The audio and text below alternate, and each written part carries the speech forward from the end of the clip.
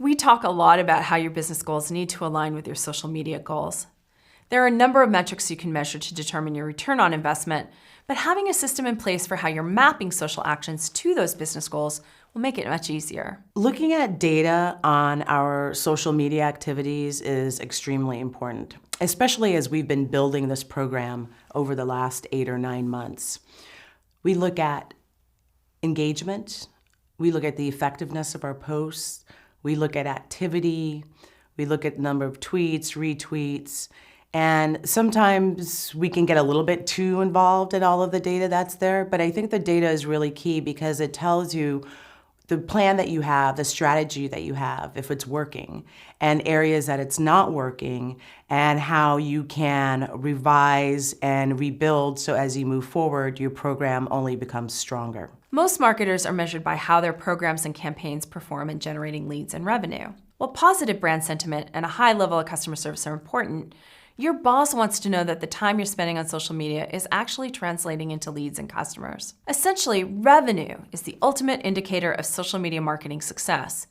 But depending on your sales cycle, it can be months before you've closed new customers from a social media campaign. Because of this delay, it's important to use leading indicators of revenue success, such as the following. Signups for email, webinars, and events. At HubSpot, we even have people sign up for reminders about our live events. Product downloads and trials. Purchases. How many people buy your product or service as a result of an action in social media? Downloads of marketing materials. Visit to lead conversion rate. Of the social media traffic you're generating, what percentage of those visitors become leads? Sentiment analysis. How the internet feels about your brand can be an indicator of satisfaction, passion, and loyalty. Competitor benchmarking. Understanding how you stack up to your competition can help you pivot and make better business decisions. Website traffic. Reach and engagement. This includes likes, shares, and comments, audience size, and finally, campaign results. In terms of specific metrics for social media ROI, revenue attribution is obviously the big one. Did people buy something? But beyond revenue attribution, another great measure for looking at brand engagement is sentiment analysis. How are consumers perceiving your brand? That will give you a good look at the long-term view of how your customers are feeling about you and drive some of your short-term strategies. To take a deeper look at how social media could affect your business's key performance indicators, or KPIs for short, here are some examples. Lifetime value. How much revenue do you earn on average from a customer? Lifetime value multiplied by conversion rate. How much is each potential visit worth to you based on the percentage of visitors who convert? Average sale. How much is the average purchase from social media into your website? Pay-per-click ad valuation. How much would you end up paying if you were to use ads to achieve the same social media results? Resource savings. Were you able to have a customer take an action in social that will save the company money elsewhere? For example, watching a video or receiving a social media response rather than a lengthy call into customer support.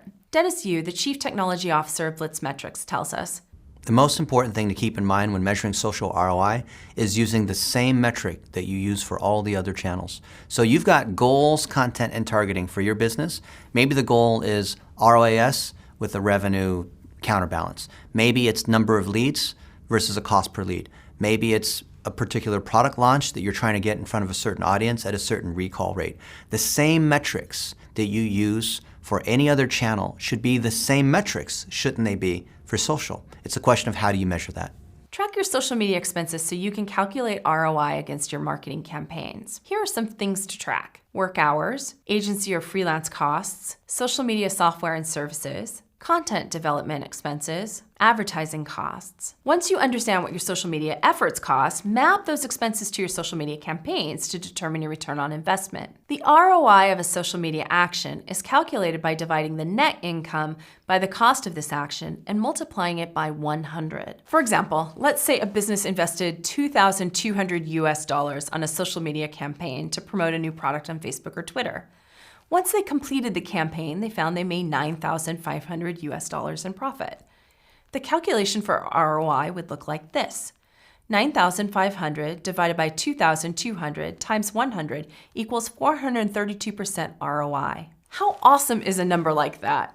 While we might not all be able to achieve this sort of success, you'll never know unless you are tracking your efforts. It's also possible you'll find out that your ROI is negative.